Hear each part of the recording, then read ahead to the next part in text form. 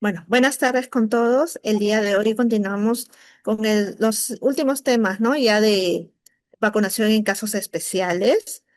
Y como habíamos adelantado el día de ayer, ¿no? Y vamos a tratar hoy día un grupo de pacientes oncológicos o hematológicos que llegan después de los tratamientos de quimioterapia, radioterapia, a tener la necesidad el tratamiento que es el trasplante de precursores hematopoyéticos, lo que habitualmente antes se llamaba trasplante de médula ósea, ¿no? Que ha dejado de llamarse de ese tipo porque en sí no es la médula lo que se trasplanta, sino son las células que se extraen de ese tejido medular que se extrae del donante, ¿no?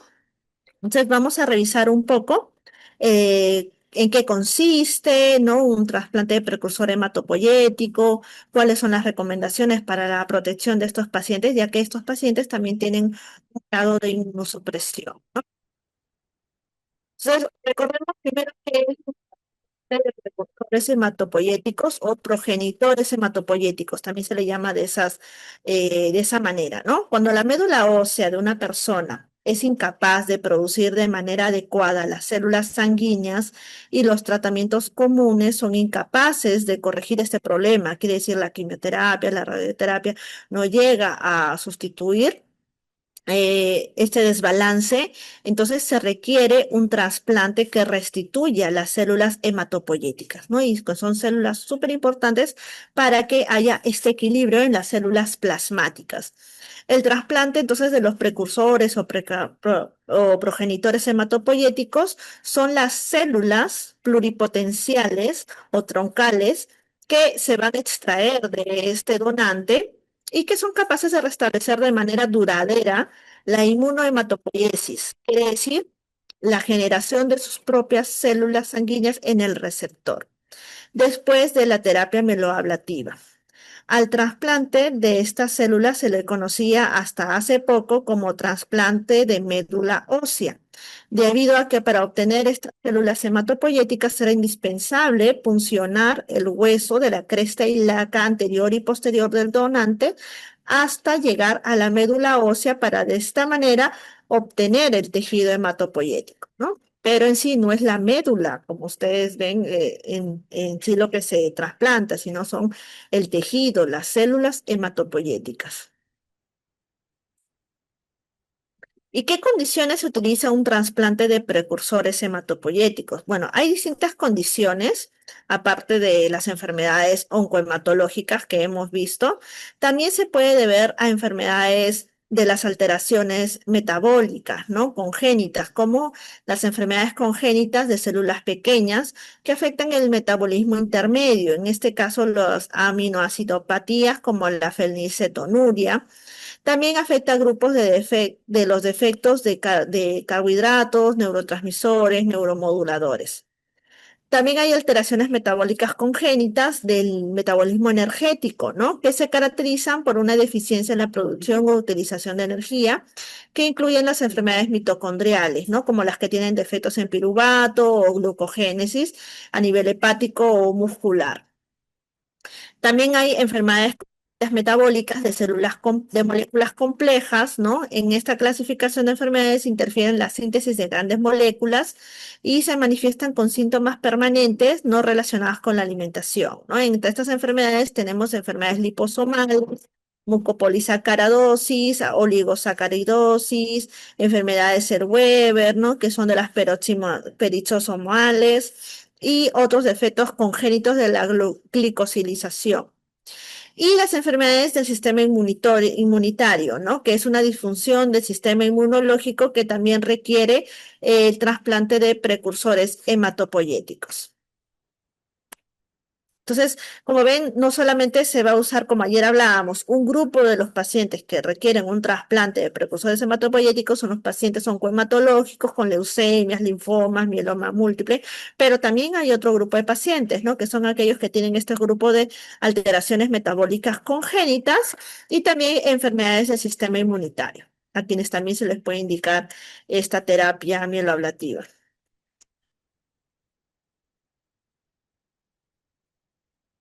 Perdón, ¿verdad? Ya.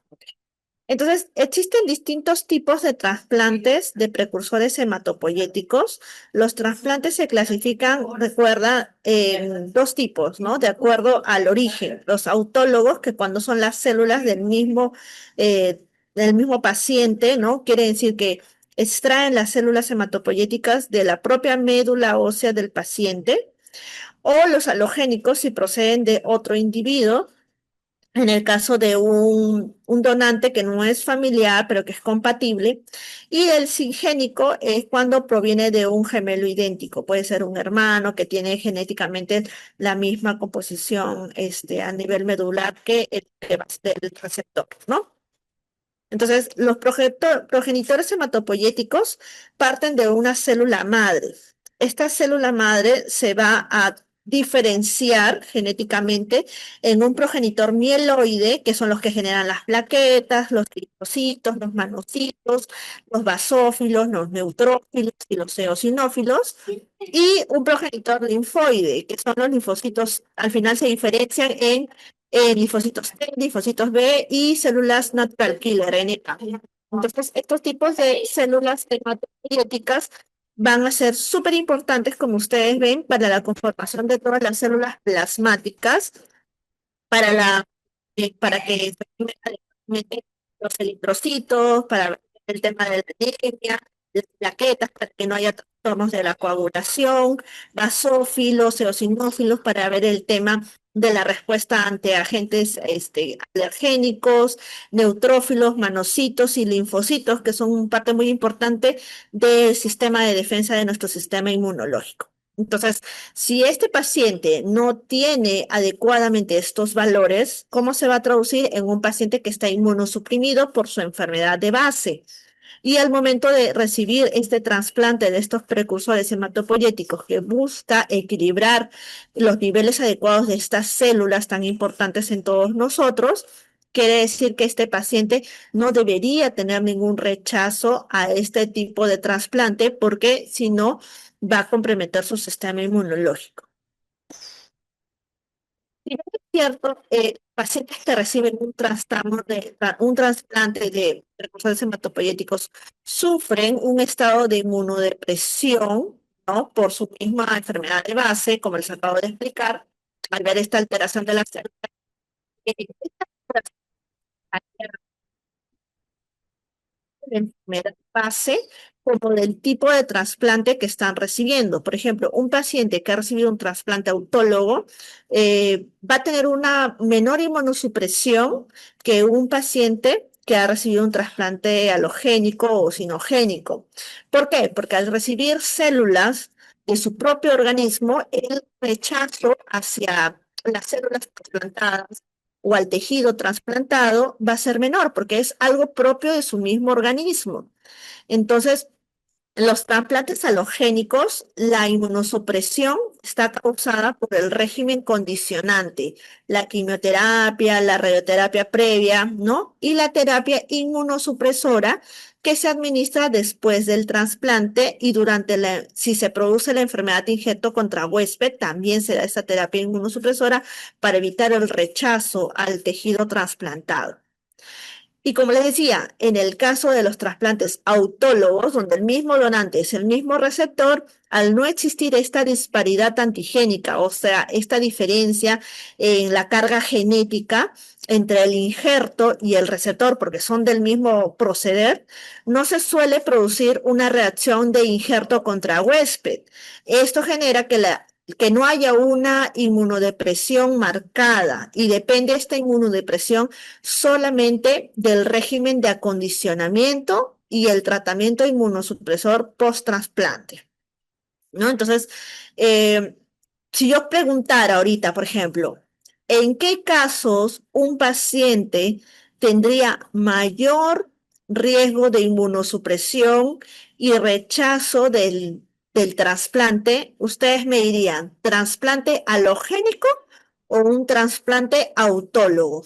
A ver, por ahí mientras que vamos dando las demás diapositivas, quienes se animan, me van comentando en el chat cuál es el que es más inmunosuprimido, halogénico o autólogo, ¿ya? Y a ver, vamos viendo en el chat después qué contestar.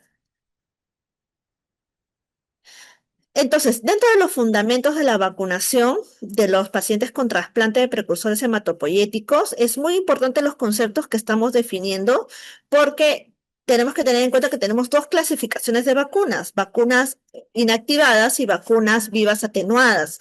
Y como hemos visto el día de ayer, depende mucho del grado de inmunosupresión o del momento en el que el paciente trasplantado va saliendo de esta inmunosupresión para nosotros ir completando o ir produciendo vacunas, sobre todo las vacunas vivas atenuadas. Entonces, en el de trasplantes de precursores también tenemos que saber cuándo se da el momento más idóneo y por eso tenemos que ver cómo se da este proceso de inmunodepresión. La duración de la inmunodepresión depende mucho, puede extenderse meses o incluso años y es más corta en los trasplantes autólogos que en los alogénicos, por lo que les acabo de explicar, ¿no? De que hay menos rechazo cuando el donante y receptor es la misma persona. La recuperación de los neutrófilos, ¿no? Recuerden, los neutrófilos es un dato súper importante para nosotros saber cuando un paciente tiene una inmunosupresión severa, ¿no? Ahora vamos a ver el valor que nos va a marcar cuando un paciente está con inmunosupresión severa, pero recuerden, la recuperación de los neutrófilos tarda entre 2 a 4 semanas, dependiendo del tipo de injerto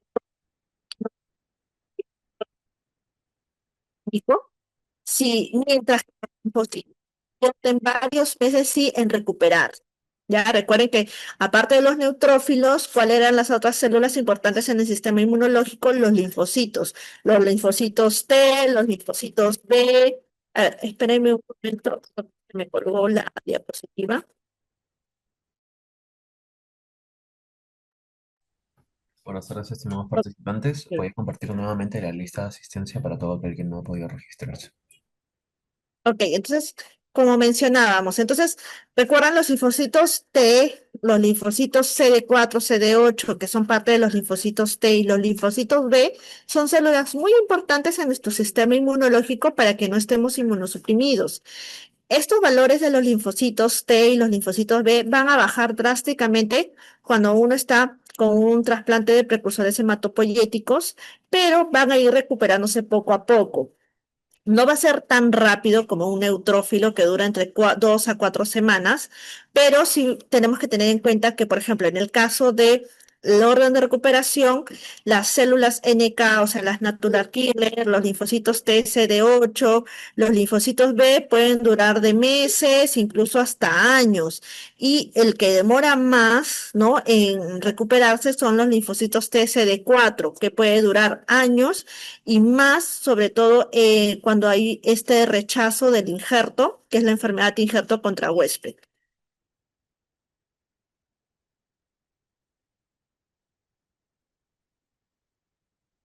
Entonces tenemos que los linfocitos T experimentan una primera fase de aumento que se debe a la expansión de una población de linfocitos T de memoria, sobre todo de los CD8, procedentes del mismo donante o del propio receptor, ¿no? Cuando se trasplanta los precursores hematopoyéticos, también se van a trasplantar las células, los linfocitos T que tiene este donante. Por eso es que hay como un leve aumento que se puede mantener algunos cuantos meses, ¿no? Durante este periodo hay una ausencia de la regeneración tímica, la glándula timo que todos tenemos es como nuestro almacén de linfocitos T que tenemos todos. Y es donde los linfocitos T se especializan, se subclasifican, se maduran, ¿no? Y después se van clasificando en linfocitos T4, TCD4, TCD8. Entonces, la población de células de memoria tiene una capacidad de respuesta restringida a los antígenos que la originaron, por lo que la amplitud de la respuesta inmune es muy limitada. Posteriormente, entre los 6 y 12 meses, se produce un aumento de los CD4 naive por regeneración tímica, que se acompaña de mayormente una mayor capacidad de responder a nuevos antígenos, ¿no? Entonces, tenemos que esos CD4 naive puede demorar entre 6 meses hasta un año, ¿no? En tener una mejor respuesta de nuestro sistema inmunológico a cualquier agente en el cual nos podemos ver enfrentados, ¿no? Entonces, si nosotros preguntáramos, un paciente de trasplante de precursores hematopoyéticos, ¿cuánto tiempo después podemos decir que todo sistema inmunológico está recuperado? Podemos hablar que puede durar hasta un año si es que el paciente no tiene esta enfermedad, enfermedad de injerto contra huésped. Pero si hubiera la enfermedad de injerto contra huésped, que quiere decir que el paciente está luchando para no rechazar el trasplante, la deficiencia inmunitaria, o sea, la deficiencia de su sistema inmunológico, puede durar hasta 2 años o más después del trasplante. Y en el caso de los linfocitos B, ¿no? La reconstitución de los linfocitos B se produce por una regeneración de estos linfocitos, ¿no? Se completa en un tiempo que puede variar entre los 3 y 12 meses después del trasplante. Aunque en el caso de la enfermedad de injerto contra huésped se producen alteraciones funcionales que prolongan más tiempo la inmunodeficiencia humoral. Ahora, hay otras células que tenemos que tener también en cuenta, que son las inmunoglobulinas. Las inmunoglobulinas son las proteínas, más que unas células, vamos a clasificar las proteínas que se van a liberar de nuestro organismo cuando está frente a un antígeno que puede generar algún tipo de infección. Es nuestros anticuerpos, mejor dicho, nuestras defensas. Los niveles de inmunoglobulinas en los pacientes con un trasplante de precursores hematopoyéticos suelen ser normales entre los 3 y los 6 meses después del trasplante.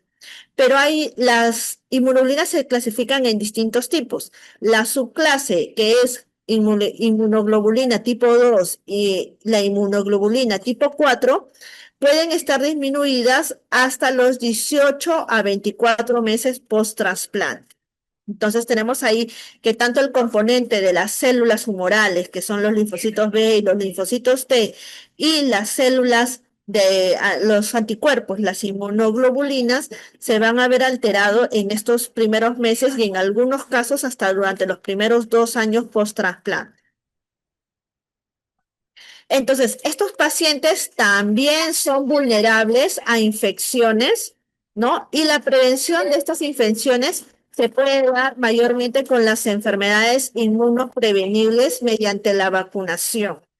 Es una súper importante que estos pacientes puedan tener una cobertura adecuada de vacunación antes del trasplante, porque mayormente los trasplantes de precursores hematopoyéticos, pues se dan una preparación previa, ¿no? Es un paciente.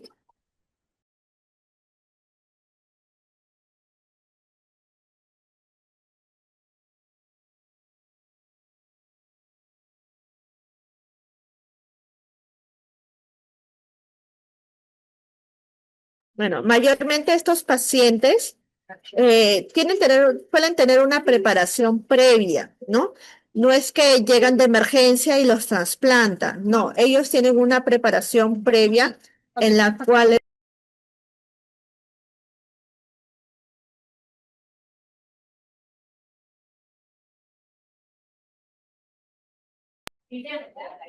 estos pacientes suelen tener una preparación previa, ¿no? En los cuales ya comienzan un estado en el cual comienzan a preparar, evaluar la carga genética, ¿no? Para ver qué tan sensibles pueden ser o cuáles pueden ser los principales donantes, ¿no?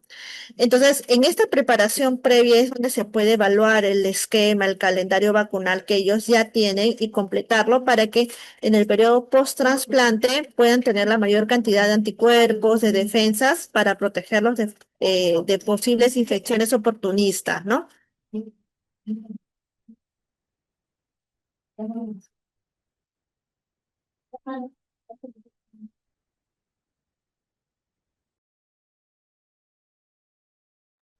Entonces, las vacunas de microorganismos atenuados también están contraindicadas en las personas que van a donar células hematopoyéticas durante el mes previo al trasplante, ¿no? ¿Por qué? Porque durante esta donación también se pueden transmitir anticuerpos que podrían afectar al paciente que va a ser el receptor si es que él estuviera inmunosuprimido, ¿no? También es primordial que los familiares de las personas que van a recibir un trasplante de precursores hematopoyéticos y el personal de salud que va a ocuparse del cuidado de estos pacientes tengan su esquema de vacunación completo para que no puedan transmitirles estos virus o bacterias de los cuales queremos prevenir a los pacientes, ¿no? Si en el caso del hogar donde reside un paciente que va a ser receptor o es receptor de un trasplante de precursores hematopoyéticos, hay un lactante que debe vacunarse con rotavirus, entonces hay que guardar mucho las medidas de higiene, evitando que el paciente tenga contacto con los residuos del bebé, sobre todo los residuos en pañal, ¿no? Al menos durante las primeras 4 semanas posteriores a la vacunación del menor que ha recibido la vacuna contra rotavirus. Las alteraciones inmunitarias descritas, ¿no? Disminuyen entonces la respuesta a la mayoría de las vacunas, especialmente si son vacunas polisacáridas. La recuperación de las respuestas vacunales tiene lugar a partir de los 3 a 6 meses del trasplante, momento en el cual se puede recién iniciar un calendario de vacunación porque ya se están restituyendo las células del sistema inmunológico. La respuesta a los toxoides y a los antígenos proteicos, aunque es menos vigorosa en las personas sanas, es superior a la de los polisacáridos no conjugados y hasta un 90 a 100% de los niños responde a las vacunas no polisacáridas. En el caso del país, de acuerdo a la norma técnica nacional, nosotros tenemos que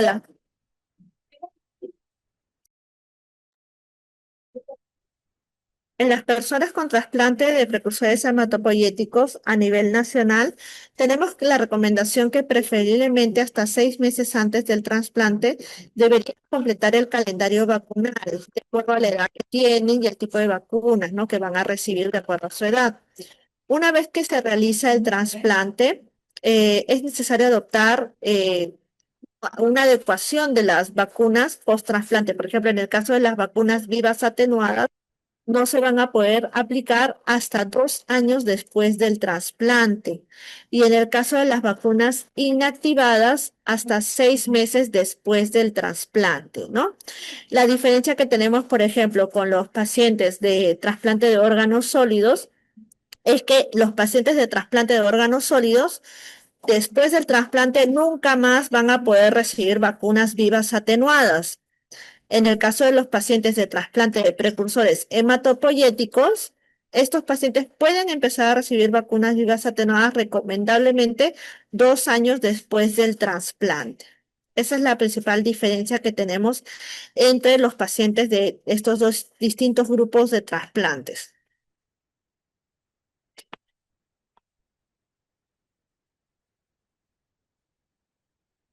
Entonces, ¿cuáles son las recomendaciones adicionales que podemos tener? Por ejemplo, en un paciente pretrasplante de precursores hematopoyéticos, se ha demostrado una correlación positiva entre los títulos de anticuerpos antes y después del trasplante, lo que sugiere que la inmunización pretrasplante del receptor mejora la protección en el periodo que genera mayor vulnerabilidad que sigue al injerto.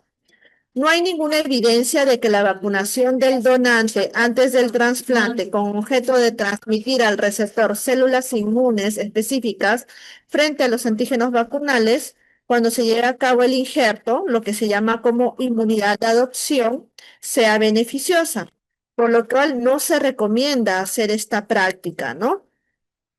Entonces, hay que ver bien el tema de la vacunación del donante, cuándo ha sido la última fecha de vacunación que ha recibido esta persona, qué tipo de vacunas fueron las que recibió, cuál ha sido el periodo mínimo que está pasando, ¿no? Entre la vacunación y la fecha que se programa el trasplante o la obtención de las células progenitoras. Las vacunas de microorganismos vivos no se deberían administrar al candidato ni de un trasplante de precursores hematopoyéticos ni al donante en el mes previo al trasplante por el riesgo de enfermedad por el agente vacunal. Y en el caso del periodo post-trasplante, es necesario proceder a una nueva vacunación completa.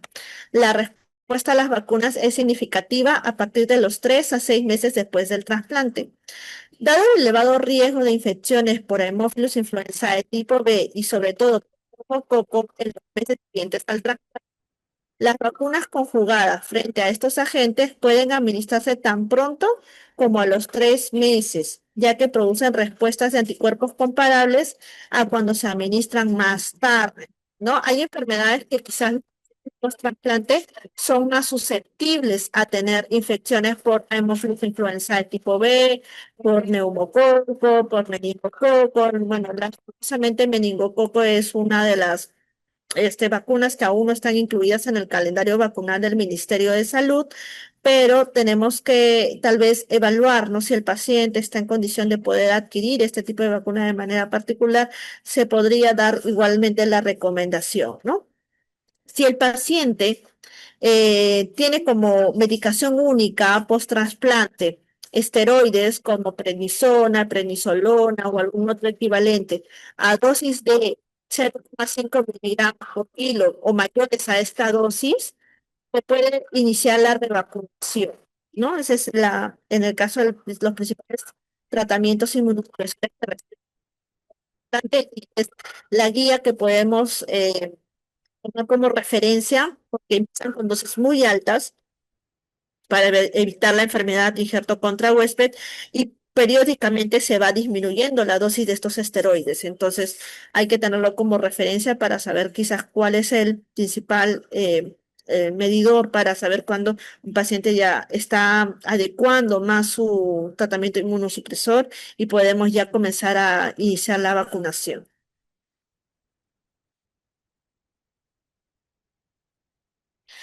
En el caso de las vacunas contra neumococo, vamos a ver las principales vacunas que deben recibir estos pacientes de trasplante de precursores hematopoyéticos. Hay una respuesta disminuida a las vacunas frente al neumococo, más reducida en el caso de las vacunas polisacáridas, como es la vacuna de neumococo de 23 cepas, a diferencia de las conjugadas, que es la que actualmente tenemos, la de 13 cepas, o lo que va a empezar, que es de 20 cepas. De tres vacunas de jugada, las de 13 cepas, que tienen una mejor proporción, ¿no? De adecuación o de generación de anticuerpos en un intervalo mínimo de un mes, ¿no? Mínimo de un mes cuando tenemos un alto riesgo epidemiológico, en este caso de este paciente, o desde los 3 a 6 meses después del injerto, incluso evaluar quizás una cuarta dosis a los 6 meses después de la tercera dosis.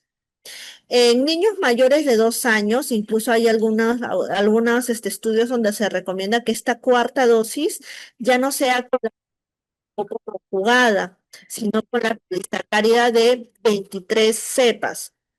¿No? Para ampliar más la respuesta, tenga mayor protección contra más serotipos.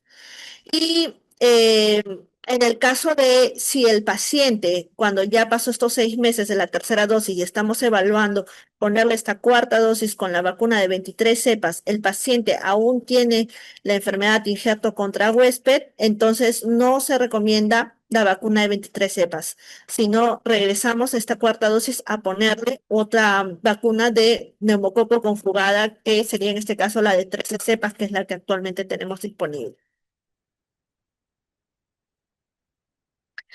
En el caso de la pérdida de los anticuerpos frente a antígenos polisacáridos, el aumento de la susceptibilidad a microorganismos encapsulados como neumococo, Haemophilus influenzae tipo B y Neisseria meningitidis, como les decía, ¿no? Son los tres infecciones principales que pueden tener un paciente que ha sido receptor de trasplante de precursores hematopoyéticos. Entonces, la incidencia de enfermedad neumocócica de estos pacientes es mucho más alta que en la población general y es más alta aún si es que este paciente presenta enfermedad de injerto contra huésped. En el caso de la vacuna de Haemophilus influenzae tipo B, hasta un 80-95% de los receptores de trasplante de precursores hematopoyéticos alcanzan títulos protectores frente a Haemophilus influenzae tipo B. Incluso cuando las vacunas conjugadas frente a esta bacteria se administran a los 3 a 4 meses después del trasplante. En el caso de la vacuna de meningococo, se recomienda la administración de 2 dosis de la vacuna conjugada tetravalente ACWY, separadas por un intervalo mínimo de 8 semanas entre la primera y la segunda dosis. No hay evidencia para recomendar una dosis más de refuerzo. Y hay otro tipo de vacuna contra el meningococo, que es la vacuna meningococo B, ¿no? Que es la vacuna que mayormente se recomienda en niños menores de 2 años. Podría considerarse la vacunación y puede administrarse hasta 3 dosis. Esas son las tres principales vacunas que serían las primeras que deberíamos coberturar en un paciente post-trasplante de precursores hematopoyéticos, pero también hay otras vacunas del programa regular que tenemos que visualizar, ¿no? Después de completar estas vacunas, ¿no? Una es la vacuna diftotetánica, que cubre contra tozoide difterico, tozoide tetánico, aunque su respuesta a estos tozoides es disminuida respecto a la población general. La magnitud de protección, seroconversión que tienen estos pacientes es del 70 al 100%, o sea, tienen una muy buena respuesta, ¿no? La respuesta tosferina es inferior en el caso de que haya una posible menor carga antigénica entre la vacuna de PTA celular. Y aunque la vacuna de PTA no está actualmente indicada en niños en el calendario del Ministerio de Salud, solamente gestantes, si es que el niño tiene las posibilidades de completar la vacunación con DPT celular en vez de la DT que normalmente disponemos, sí sería recomendable para que tenga esta protección contra la vacunación contra la influenza. También es súper importante que se realice en grado A, sobre todo en los niños de edad. Y la mortalidad por hematopoyéticos es muy elevada, sobre todo en el periodo de que bajan los neutrófilos, ¿no? Hay la neutropenia. Y sí, los pacientes suelen llegar a tener o respuestas protectoras con la vacuna, ¿no? Entonces, no hay, es una vacuna inactivada, no hay mayor restricción, incluso en el caso que estuviéramos en un brote de influenza, puede darse hasta un mes después del trasplante, ¿no? Solamente en esas condiciones, si es que hubiera un brote o estuviera en riesgo de contagio de influenza por un contacto familiar cercano, ¿no? Ahora, vamos con las vacunas vivas atenuadas, ¿no? En el caso de las vacunas de vivas atenuadas están contraindicadas mientras persista el estado de inmunodepresión profunda, que es desde los 6 meses hasta antes del trasplante de precursor, ¿no? Sin embargo, es fundamental que sí se lleve a cabo la vacunación frente a sarampión, paperas, rubiola y varicela. Al menos 2 dosis de vacunas de sarampión, papera y rubiola y una dosis de vacuna contra varicela. eh, Cuando se asegure sobre todo que el trasplante no va a llegar a hacerse en los próximos 6 meses, podríamos estar completando este esquema vacunal, porque recuerden que hasta 2 años después del trasplante no se va a poder aplicar estas vacunas, ¿no? Incluso cuando el paciente ha llegado a presentar un tratamiento de inmunosupresor severo o la enfermedad de injerto contra huésped y se dosan los anticuerpos en el periodo posterior al trasplante, se ve una disminución notable de los anticuerpos que pudo haber generado en la vacunación previa al trasplante. Y en algunos casos incluso recomiendan revacunar en los 2 años posterior al trasplante, ¿no? En el caso de la vacuna de varicela, al igual que la de sarampión, papera y rubiola, es a partir de los 2 años después, ¿no? Del trasplante. Pueden llegar a ser 2 dosis, aunque mayormente lo que recomiendan es solamente una dosis, y siempre y cuando se cumplan las siguientes condiciones: que el paciente no esté recibiendo tratamiento inmunosupresor, que no esté recibiendo tratamiento con inmunoglobulinas, o sea, no le estén infundiendo inmunoglobulinas, y si las ha recibido, que hayan pasado al menos unos 8 a 11 meses del el tratamiento con inmunoglobulinas que haya recibido, que no esté recibiendo tampoco fármacos antiherpes, que no esté con enfermedad de injerto contra huésped y que el número de linfocitos T haya ya subido, esté incrementado a mayor a 200 por metros cúbicos. Ahora, la vacunación contra el COVID. La vacuna contra el COVID puede generar hasta en un 20% de los pacientes trasplantados fallezcan si llegan a adquirir la infección natural de COVID, ¿no? Y en niños menores de 18 años la letalidad es incluso mucho mayor, ¿no? Que la población general. Entonces, la inmunogenicidad de las vacunas contra el COVID puede variar si comparamos la vacuna en un paciente inmunosuprimido que un paciente sano.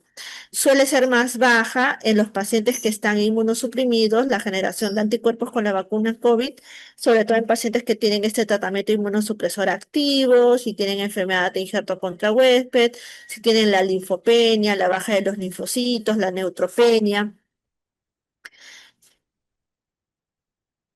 Y en el caso del país, ¿no? Al igual que el trasplante de órganos sólidos, la recomendación es que luego del trasplante de precursores hematopoyéticos se considere como una administración de dosis extras, o sea, una nueva serie primaria de vacunación contra el COVID. Vamos a ver esto del esquema un poquito más. Como ven ustedes, el número de a nivel del país todavía tenemos defunciones por COVID. Quiere decir que, como les dije el día de ayer, tenemos que estar atentos porque la mayor caso de defunciones que se han dado en este año 2025 han sido pacientes que tienen un diagnóstico de fondo, alguna comorbilidad. Entonces, que tenemos que tener en cuenta que estos pacientes reciban su vacunación contra el COVID para evitar cualquier complicación, ¿no? Acá les pongo el grupo, por ejemplo, que actualmente está destinado no solamente a los pacientes de trasplante de órganos sólidos, ni los de precursores hematopoyéticos, sino pacientes que tengan otros tipos de cáncer, que estén en tratamiento, pacientes en diálisis, pacientes con una enfermedad pulmonar crónica, con una enfermedad neurológica, pacientes renales, cardiópatas, hipertensos, ¿no? Entonces tenemos todo el listado de los pacientes que nosotros que tenemos que asegurar que reciban su esquema de vacunación completo. Y referente al esquema de vacunación que tenemos que proteger a estos pacientes trasplantados, como les decía ayer, la vacuna que actualmente tenemos disponible es la vacuna del laboratorio Moderna, que es la vacuna Spikevax JN1. Es el mismo vial que usamos para niños, para adultos, ¿no? Y en el caso de niños menores de 12 años, vamos a usar la dosis de 0,25 mililitros y a partir de los 12 años a más, la dosis de 0,5 mililitros, ¿no? Si el paciente no tiene ningún historial de vacunación COVID previa, ¿no? Quizás mayormente se ve esto en niños más pequeños, ¿no? Porque recuerden que vacuna COVID está aprobada a partir de los 6 meses de edad en adelante. Entonces, vamos a programar 3 dosis. Si hoy es la primera dosis, la siguiente dosis va a ser en 28 días y la tercera dosis va a ser 28 días después de la segunda dosis. En pacientes que sí tengan ya un historial, hayan recibido años anteriores alguna vacuna contra COVID, entonces vamos a programar de acuerdo al número de dosis que ya haya recibido previamente. Por ejemplo, ya tiene la primera dosis en alguna ocasión anterior, no necesariamente la JN1, sino quizás el año pasado que estábamos con la XBB. Entonces vamos a programar una segunda dosis y 28 días después una tercera dosis. O sea, ya solamente 2 dosis va a recibir de JN1. Y en el caso de un paciente que ya haya recibido previamente con alguna de las presentaciones anteriores, incluso 2 dosis de vacuna COVID, solamente programaremos una dosis con la presentación actual que es la JN1. ¿Ok? Y si algún paciente ya ha tenido 3 dosis de vacuna COVID previamente, como les decía, con cualquier presentación, así se haya quedado con las Sinopharm, con las Pfizer, con las Modernas, bivalentes, con la presentación que se haya quedado previamente, ¿no? Entonces vamos a programar solamente una dosis única, nada más. ¿Está bien? Entonces va a depender mucho de la edad del paciente para que ustedes determinen la dosis. Recuerden, menor de 12 años, 0,25 mililitros, de 12 años a más, 0,5 mililitros, y el número de dosis que haya tenido previamente. Sin ningún historial de vacunación, programamos 3 dosis con 28 días de intervalo entre dosis y dosis, y con alguna dosis previa, solo programamos 2 dosis, y si tiene 2 o 3 dosis, solamente una dosis única. ¿No? Bueno, acá también les estoy dejando, hemos revisado más que nada ahorita el que es el paciente trasplantado, que es el tema de hoy, pero como ayer más o menos tal vez pregunté, ¿no? A ver si ya conocían un poco de las indicaciones de la vacuna COVID-JN1 y me comentaron que no habían tenido todavía la experiencia. Estoy compartiendo también el cuadro de cómo es en población general o en otras comorbilidades, ¿no? Para que lo tengan también. Y también acá les estoy compartiendo algunas recomendaciones que también son de otros países, ¿no? Cómo manejan ellos a los pacientes trasplantados, en el caso de vacuna neumococo, 3 a 6 meses después del trasplante, en el caso de influenza, 4 a 6 meses, difteria, tétanos, tosferina, 6 meses después, a hemófilos de 3 a 6 meses, ¿no? Cada una de las vacunas, como ellos también lo están recomendando. Bueno, este es el tema de lo que es pacientes con trasplante de precursores hematopoyéticos, como vemos el esquema de vacunación. No sé si hay alguna duda o tal vez alguna duda también del tema de ayer que hicimos trasplante de órganos sólidos y oncohematológicos. Quedo atenta a ver si hay alguna duda o consulta antes de proceder con el taller.